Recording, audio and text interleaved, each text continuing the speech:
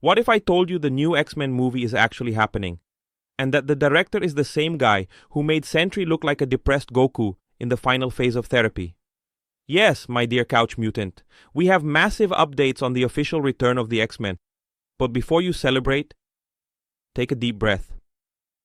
Because this news is so good, Marvel might just find a way to screw it up. Marvel Studios, the company that used to mean box office gold and now just means how many spin-offs can fit on a streaming service before sanity collapses. But now, they remembered the X-Men exist, after almost 10 years of making Deadpool do backflips to fill the void. And who's got the baton? Jake Schreier, the director of Thunderbolts, the movie that made people say, okay, finally, something in the MCU with actual emotional weight. Even better, Kevin Feige is back in cinema boss only mode, ditching the Disney Plus series like someone uninstalling a mobile game that eats your soul. Jake Schreier has been tapped to direct the new X-Men movie, and yes, just direct. The script is being written by Michael Leslie. But think about it. If the guy made a superhero film feel adult, intense, and packed with fight choreography worthy of a decent anime, he deserves some credit. Thunderbolts had more trauma than one of Logan's therapy sessions. And that's a good thing. You know what that means? We might finally get an X-Men film with real drama, real stakes, and people actually dying. No more mutants taking bullets and coming back in a slow-mo hug flashback.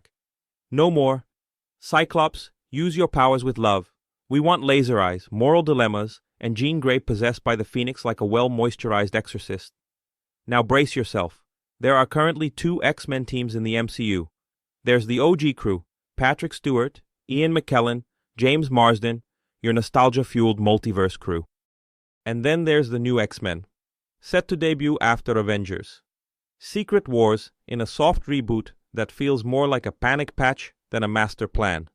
Meaning, we're getting variants, reboots, multiverses, and probably TikTok Wolverine. Question is, are you ready to see Cyclops using a dogface filter saying, "Let's raid Magneto's base, fam"? Michael Leslie is writing the script.